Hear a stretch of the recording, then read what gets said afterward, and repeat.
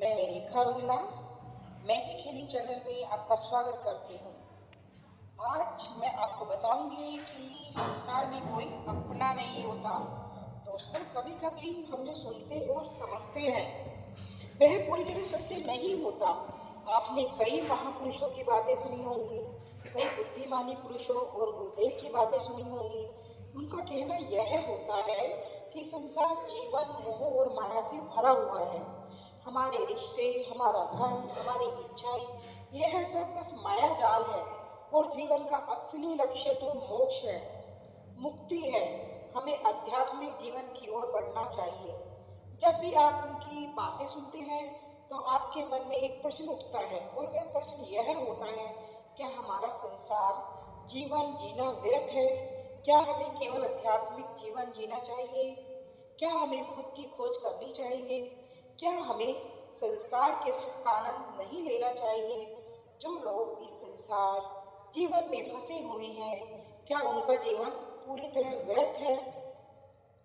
किसी को अपने माता पिता के लिए धन कमाना है, तो कोई अपने परिवार को सुखी देखना चाहता है, कोई अपने बच्चों की चिंता में दुखी है, तो कोई अपने लिए कुछ करना चाहता है, नाम कमाना चाहता है, कोई अपनी प्रेमिका को खुश रखना चाहता है, कोई अपने प्रेमी को पाना चाहता है, कोई बड़ा आदमी बनना चाहता है, तो कोई राज करना चाहता है, कोई साधारण जीवन जीना चाहता है। इसी प्रकार हम सभी के तरह तरह के सपने हैं, तरह तरह के विचार हैं। हम सभी को अपने जीवन में कुछ ना कुछ तो चाहिए ही, परंतु यह सभी बुद्ध पुरुष जब हमारे सामने आते हैं तो हमारे इन सपनों को तोड़ मरोड़ के रख देते हैं।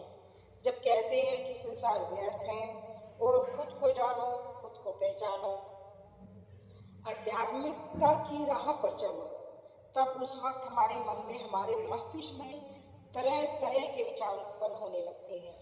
तब हमें यह समझ नहीं आता कि आखिर हम संसार जीवन जिए या फिर आध्यात्मिक जीवन, आखिर हम क्या करें। आपके साथ भी कभी ना कभी ऐसा तो हुआ ही होगा। क्या आपके मन में भी ऐसे कोई प्रश्न है?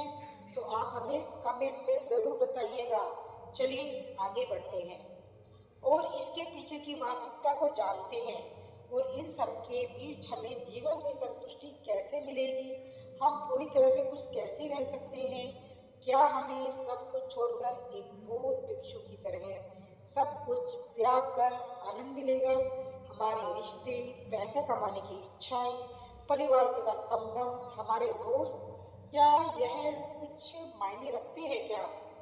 दोस्तों, वास्तविकता तो यही है कि आप उन बुद्ध पुरुषों की बातों को अच्छी तरह से समझ ही नहीं पा रहे, क्योंकि वह कहना तो कुछ और चाहते हैं और आप उनकी बातों का मतलब कुछ और ही निकाल रहे हैं।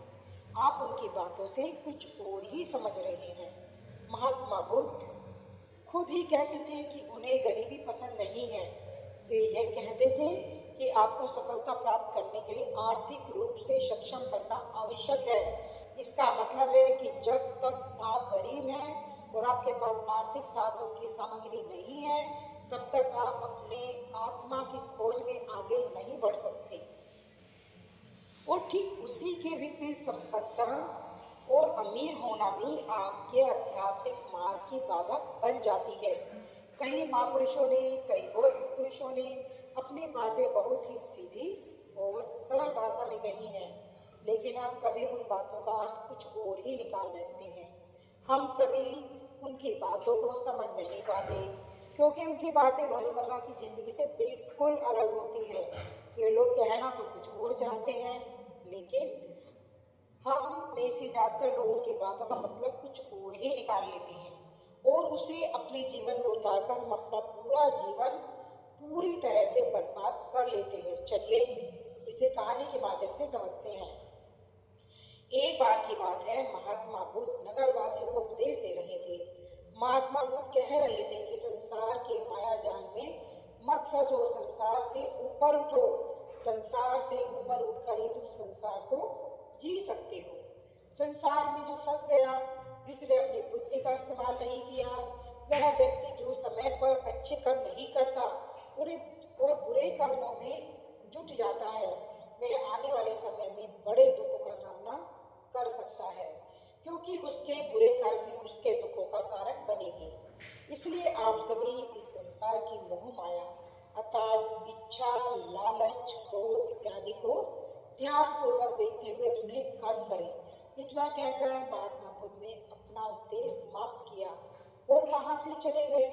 महात्मा बुद्ध जब यह उपदेश दे रहे थे तो वहां पर उस नगर का सबसे धनी व्यक्ति वहीं पर मौजूद था और उस व्यक्ति पर महात्मा बुद्ध की बातों का बहुत गहरा असर पड़ा। उसका मन अब संसारी जीवन में नहीं लगता था, वह संसारी जीवन से हटने लगा था।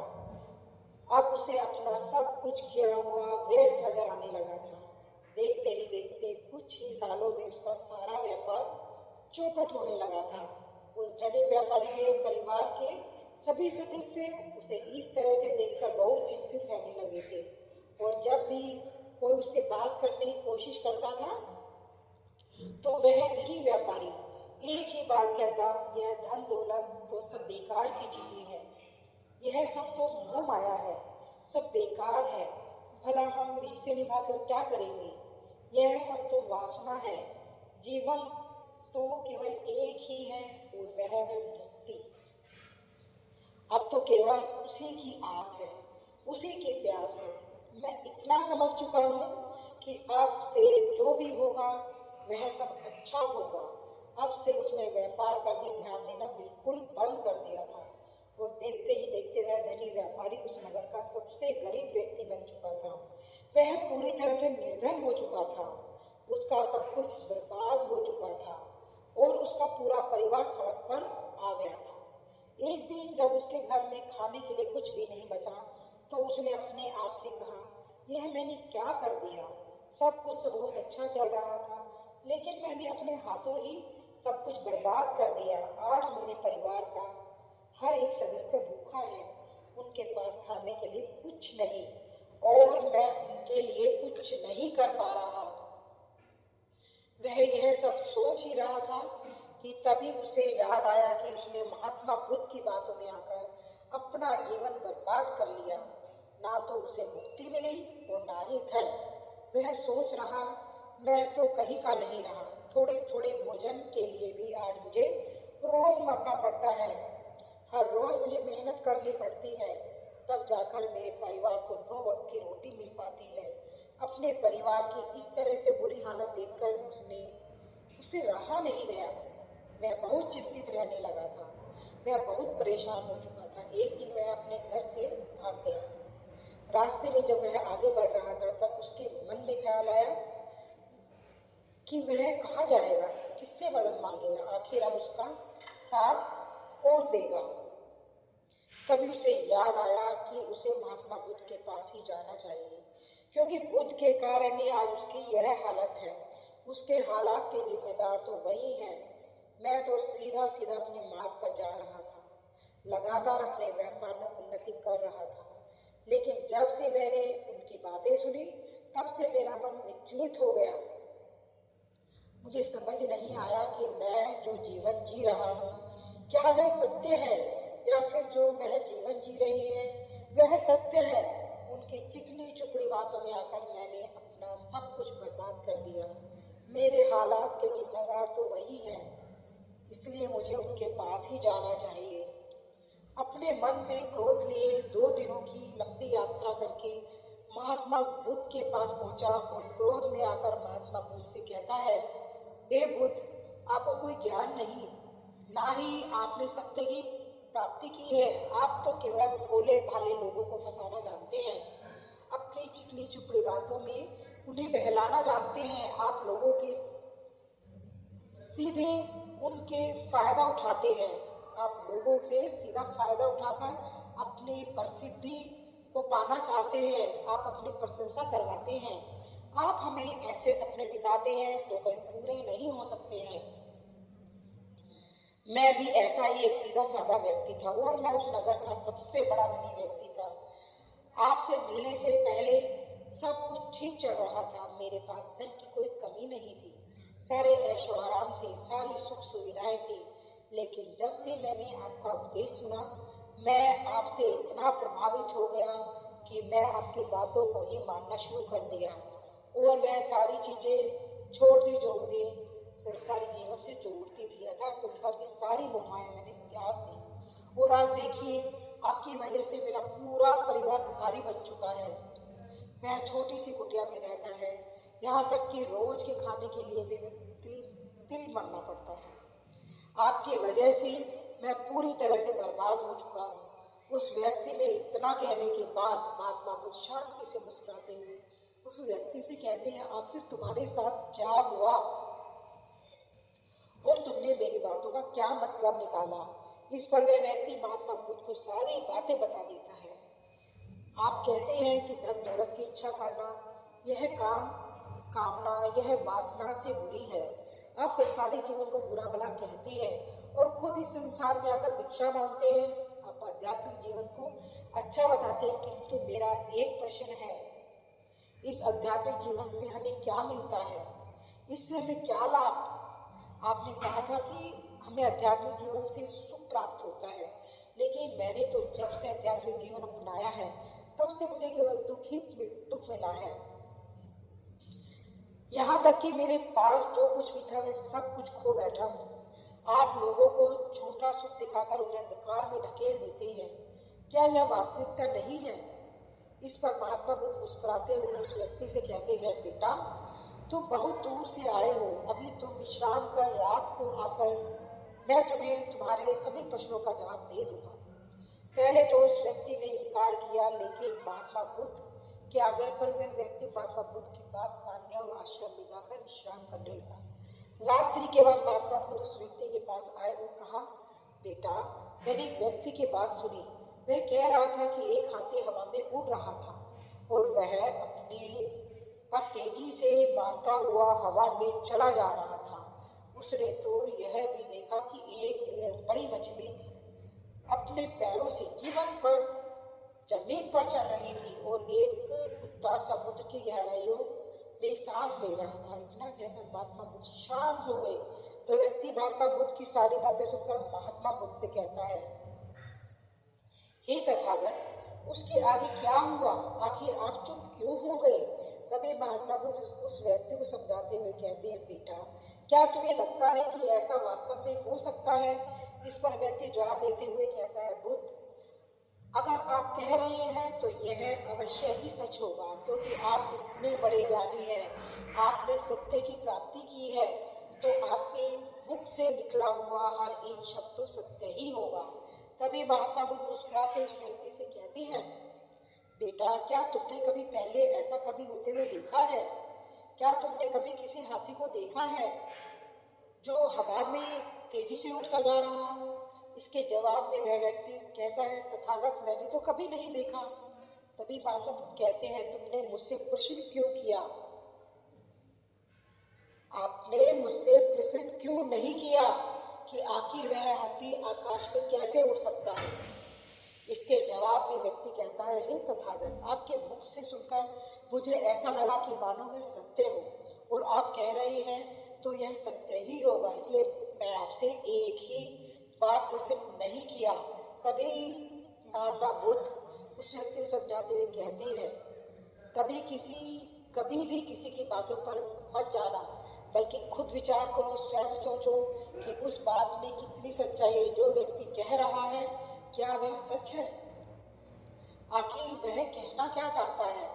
हो सकता है कि वह कुछ और कहना चाहता हो और तुम उसका अर्थ कुछ और निकाल रही हो। कम से कम तुम्हें एक बार प्रश्न करके यह समझना तो चाहिए कि आखिर वह कहना क्या चाहता है। अगर तुम मुझसे पूछते कि आखिर वह हाथी हवा में कैसे उड़ सकता है, तो इसका जवाब मैं तुम्हें अवश्य देता। मैं तुम्हें ऐसा बताता कि एक छोटा सा बच्चा अपने खिलौनों के साथ खेल रहा है, वह हाथी को हवा में उड़ा रहा है और कुत्ते को पानी में डुबा रहा है, और रही बात मछली की तो वह उसे जमीन पर चला रहा है। क्या ऐसा संभव नहीं हो सकता। इसके जवाब में व्यक्ति कहता है, हाँ बिल्कुल ऐसा हो सकता है। कि महात्मा बुद्ध उस व्यक्ति को कहते हैं, इसी प्रकार मैं कभी किसी को निर्धन या गरीब होने के लिए नहीं कहता। निर्धनता या गरीबी तुम्हारे विकास में बाधक बन जाती है, जिससे तुम और कुछ नहीं सोच पाते। ना ही कुछ समझ पाते हो। इन भिक्षुओं को देखो, जब इन्हें भोजन की आवश्यकता होती है तो यह भिक्षा मांगने के लिए निकल पड़ते हैं, लेकिन यह भिक्षा कहाँ से आती है? इसके जवाब में व्यक्ति कहता है, हे तथागत, हर कोई रोज मेहनत करता है ताकि उसके परिवार का पालन पोषण हो सके, और जो वह मेहनत करता है उसके बदले में उसे कुछ ऐसे पैसे मिलते हैं, उन पैसों से भोजन खरीदता है, और वही भोजन वह आपको भी सौंप देते हैं, और वहीं से भिक्षा आती है। तभी महात्मा बुद्ध उस व्यक्ति से एक और प्रश्न करते हैं, बेटा यह बात तो सत्य है, लेकिन तुम क्या मुझे यह बता सकते हो कि आखिर यह धन कहाँ से आता है? इसका जवाब देते हुए व्यक्ति कहता है, हे तथागत, धन तो सभी लोग अर्जित करते हैं, सभी कमाते हैं। तभी महात्मा बुद्ध इस व्यक्ति को समझाते हुए कहते हैं, ठीक इसी प्रकार जीवन में यदि हर कोई भिक्षा मांगने लग जाए तो आखिर भोजन कहाँ से आएगा? अनाज कौन उगाएगा? व्यापार कौन करेगा? और लोगों की रक्षा के लिए धन कहाँ से इकट्ठा होगा? लोगों की जरूरतें कैसे पूरी होगी? यह सुनकर व्यक्ति थोड़ा सा अचरज में पड़ गया और महात्मा बुद्ध से कहता है, किंतु हे तथागत, आप भी तो कहते हैं कि मनुष्य की इच्छा, कामना और वासना, लालच और क्रोध, यह सभी मनुष्य के विकार है और हमें इनसे दूर रहना चाहिए, तभी वह आत्मज्ञानी कहलाता है। तभी महात्मा बुद्ध कहते हैं, बेटा मैं तो अभी भी यही कह रहा हूँ कि मनुष्य को इन सब चीजों से दूर रहना चाहिए। इस पर व्यक्ति महात्मा बुद्ध की बातें काटते हुए कहता है, हे तथागत, पर दुनिया तो इसी पर चल रही है, इसके बिना भला यह संसार कैसे चल सकता है? हर किसी को पैसे की जरूरत है, बिना पैसों के वह अपने परिवार को नहीं चला सकता, वह अपने परिवार को पालन पोषण नहीं कर सकता, वह अपने परिवार के लिए भोजन नहीं ला सकता, और यदि वह पैसे नहीं कमाए तो वह भूखा मर जाएगा। तभी महात्मा बुद्ध कहते हैं, बेटा यह संसार इन चीजों से नहीं चल रहा, इन चीजों से बिगड़ रहा है। इस पर व्यक्ति कहता है, हे तथागत, आखिर आप क्या कहना चाहते हैं? मैं आपकी बात समझ नहीं पा रहा। मैं संसार में इच्छा, कामना, वासना और क्रोध ही तो है, और जब हम इसका त्याग कर देते हैं तब हम अध्यात्म के मार्ग की ओर आगे बढ़ते हैं, अर्थात मुक्ति के मार्ग पर, यानी कि हम सन्यासी के मार्ग पर चलते हैं। इस पर महात्मा बुद्ध जवाब देते हुए कहते हैं, बेटा तुमने जो कुछ कहा वह भी एक बहुत बड़ा सत्य है। इच्छा, कामना, वासना और क्रोध ऐसे ही बुरी भावनाओं को छोड़ देने से हम संसार छोड़कर सन्यासी हो जाते हैं, और इन्हीं सभी चीजों को छोड़कर भी हम संसार में जी सकते हैं, धन कमा सकते हैं, मान, पद, प्रतिष्ठा और सम्मान कमा सकते हैं, क्योंकि हम सब अपना कर्म ही तो कर रहे हैं। एक किसान खेती करता है, पर वह अपनी खेती बिना बुरी भावनाओं के भी कर सकता है।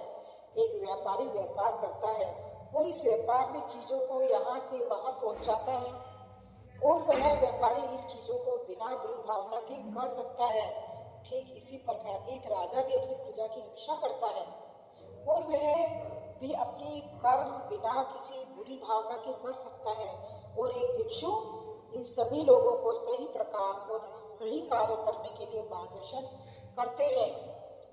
जो उस भिक्षु का कर्म है, जो उसका कार्य है, और जो व्यक्ति जागृत होकर अपने कर्मों का सही पालन करता है, वास्तविकता में वही सन्यासी है, वही भिक्षु है, क्योंकि हम जो कर्म कर रहे हैं वह हमारा इस संसार में रहने के लिए, जीवित होने के लिए, जीवन जीने के लिए केवल एक माध्यम मात्र ही है।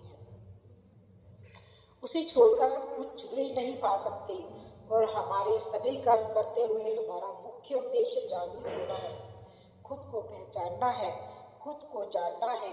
एक बार यदि हमारे भीतर का ज्ञान उदय हो गया तब हम चाहे जो भी करें, यह फिर संसारी हो या सन्यासी, सब एक ही होते हैं। इस पर व्यक्ति महात्मा बुद्ध से कहता है, हे बुद्ध, किंतु मैंने तो देखा है कि आप अपने संग में उन लोगों को भी शामिल कर लेते हैं जो लोग अपने परिवार को छोड़कर आए, अपने माता पिता को छोड़कर आए हैं, अपने बच्चों को छोड़कर आए हैं। क्या आप उनसे कभी यही कहते हैं कि जाकर अपनी जिम्मेदारियां पूरी करो, जाओ अपनी जिम्मेदारी संभालो और धन कमाओ और वहीं पर रहकर तुम आत्मज्ञान प्राप्त करो। उस व्यक्ति के प्रश्न का जवाब देते हुए महात्मा बुद्ध कहते हैं, भक्ति क्या तुम शांति को हवा में उड़ा सकते हो? इसके जवाब में वह व्यक्ति कहता है, नहीं, मैं नहीं उड़ा सकता। तभी महात्मा बुद्ध कहते हैं, केवल एक बच्चा ही हाथियों को हवा में उड़ा सकता है। ठीक इसी प्रकार जिस व्यक्ति को जो बनना है वह तो वह बनकर ही रहेगा। जैसे किसी व्यक्ति को राजा बनना है तो वह राजा बनेगा, किसी व्यक्ति को व्यापारी बनना है तो वह व्यापारी बनेगा। ठीक इसी प्रकार यदि किसी व्यक्ति को आत्मज्ञान की प्राप्ति करनी है तो उसे सब कुछ तो त्यागना ही होगा। आगे महात्मा बुद्ध उस व्यक्ति से कहते हैं, बेटा, क्या तुम सब कुछ छोड़कर आत्मज्ञान के मार्ग पर आगे बढ़ते, या फिर तुम यह सोच रहे थे कि इस रास्ते पर चलकर जीवन आसान हो जाएगा, जो होगा सब अच्छा होगा, सब कुछ अपने आप ही मिलेगा? अपने आप सब कुछ नहीं मिलता। इस रास्ते पर सब कुछ अपने आप ही सब कुछ मिलने लगेगा, ऐसा तुमने सोचा था। मुझे तो कुछ करने की आवश्यकता ही नहीं पड़ेगी, सारे दुख दर्द सब कुछ समाप्त हो जाएगा और जीवन में चमत्कार होने लगेगा और आत्म मुक्ति भी मिल जाएगी। महात्मा बुद्ध की यह बात सुनकर उस व्यक्ति को अपनी गलती का एहसास हो गया। पद्मावती महात्मा बुद्ध के चरणों में गिर पड़ा और कहने लगा, हे तथागत, आप सत्य कहते हैं।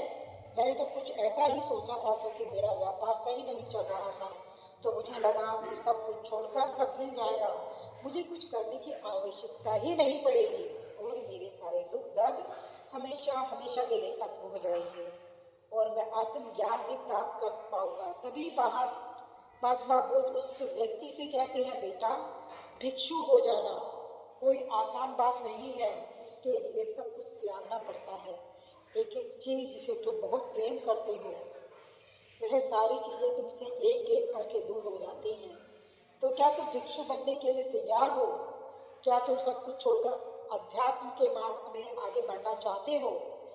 इसके जवाब में व्यक्ति कहता है, हे तथागत, मुझे मेरी गलती का एहसास हो चुका है, मुझे भिक्षु नहीं बनना, मैं तो व्यापारी ही ठीक हूँ।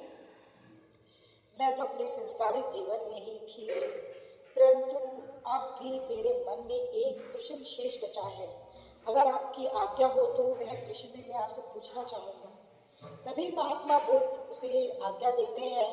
इस पर व्यक्ति कहता है, हे तथागत, आप ही तो कहते हैं कि धन नहीं कमाना चाहिए, पद प्रतिष्ठा अहंकार हमें दुख की ओर ले जाते हैं। उस संसार में यही तो है और क्या है।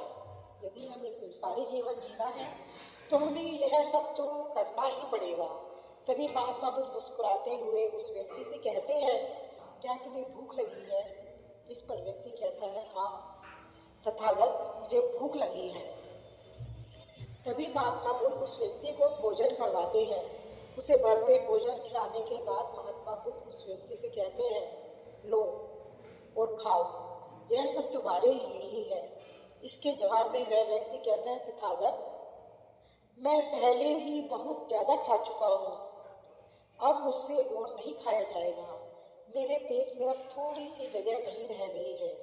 यदि मैंने और अधिक खाया तो मेरा पेट दर्द करने लग जाएगा और फिर मुझे तरह तरह की परेशानियां होने लगेंगी, मैं परेशान हो जाऊंगा। तभी महात्मा बुद्ध मुस्कुराते हुए उस व्यक्ति से कहते हैं, बेटा, मैं भी तो तुम्हें यही समझाने का प्रयास कर रहा हूँ कि जितनी ज़रूरत है उतना ही खाओ, उतना ही धन कमाओ, जितने की तुम्हें आवश्यकता है, क्योंकि हर चीज़ जब हद से ज़्यादा हो जाती है तो वह नुकसान ज़रूर पहुँचाती है।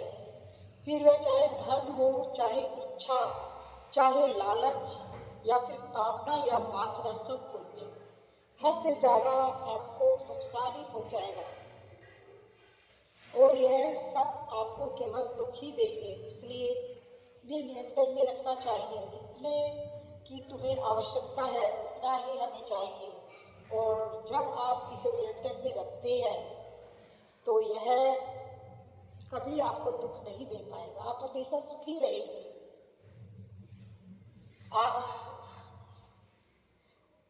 महात्मा बुद्ध उस व्यक्ति से कहते हैं,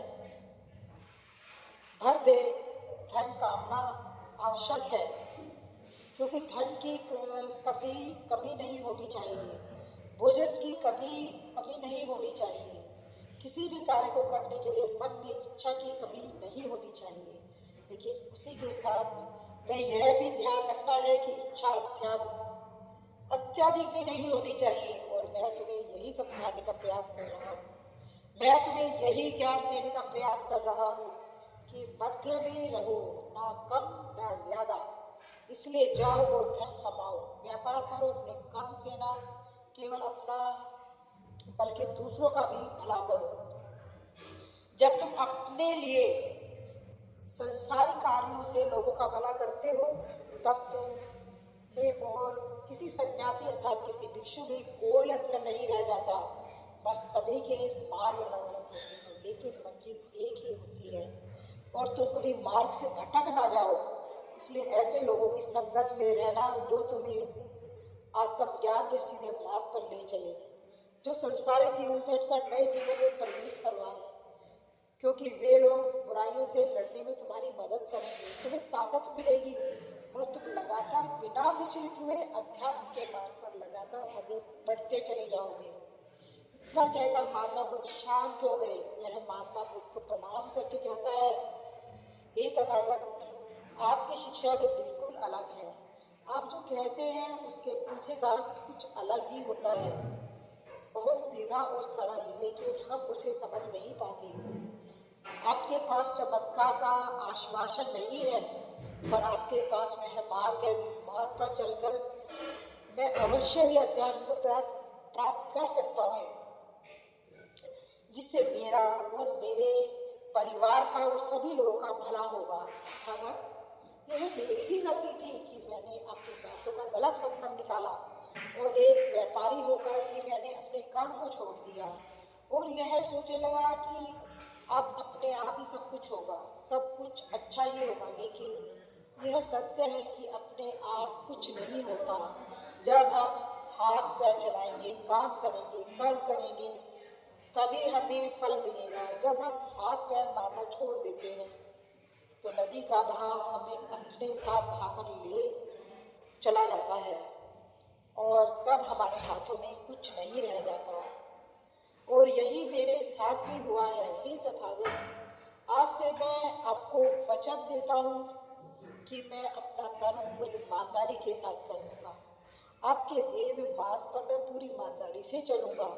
मैं आपको वचन देता हूँ कि मैं एक अच्छा व्यापारी और एक अच्छा इंसान बनकर रहूँगा। मैं आत्मज्ञान के मार्ग पर अपने कर्म करते हुए आगे बढ़ता हुआ रहूँगा।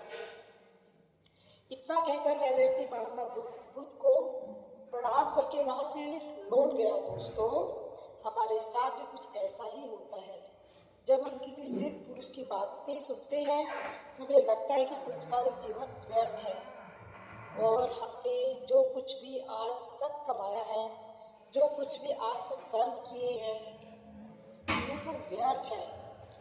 दुनियादारी की बातें बेकार हैं। हमें तो आत्मज्ञान के मार्ग पर बढ़ना चाहिए, वही सही राह है।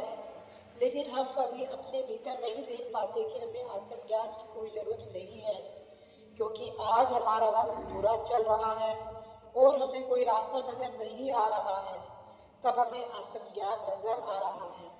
और जब कल हमारा वक्त अच्छा होगा, हमारे जीवन में सुख होगा, हमारे जीवन में बहुत लोगों का आगमन हो जाएगा और जिन लोगों से हम नफरत करते थे वो सब लोग आज हमारे सामने हमारे साथ खड़े हो जाएंगे।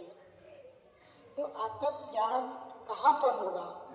यह हमें शांत नहीं होने देता। आत्मज्ञान जब हमें होता है तो ये हमें शांत कर देता है। आत्मज्ञान के मार्ग पर चलते हैं, उन्हें सुख और दुख में से कोई फर्क नहीं पड़ता, उन्हें अपने व्यवसाय से भी फर्क नहीं पड़ता, उन्हें जीवन की झंझट से भी फर्क नहीं पड़ता। वह तो बस आत्मज्ञान के मार्ग पर खुशी खुशी चलते रहते हैं और अपनी मंजिल तक पहुंच ही जाते हैं। दोस्तों, आज के इस वीडियो से आपने क्या सीखा वह मुझे आप कमेंट बॉक्स में ज़रूर बताइए। मुझे मैसेज लिखकर ज़रूर बताइए। इसी के साथ मैं उम्मीद करती हूँ कि आपको आज की वीडियो बहुत पसंद आई होगी। इस वीडियो को लाइक और सब्सक्राइब करें, अपने दोस्तों को शेयर ज़रूर कीजिए और साथ ही मेरे चैनल को सब्सक्राइब करें। और ये वीडियो आपको बहुत ज्ञान देगा और बहुत पढ़ने की शिक्षा देगा। धन्यवाद, धन्यवाद, धन्यवाद।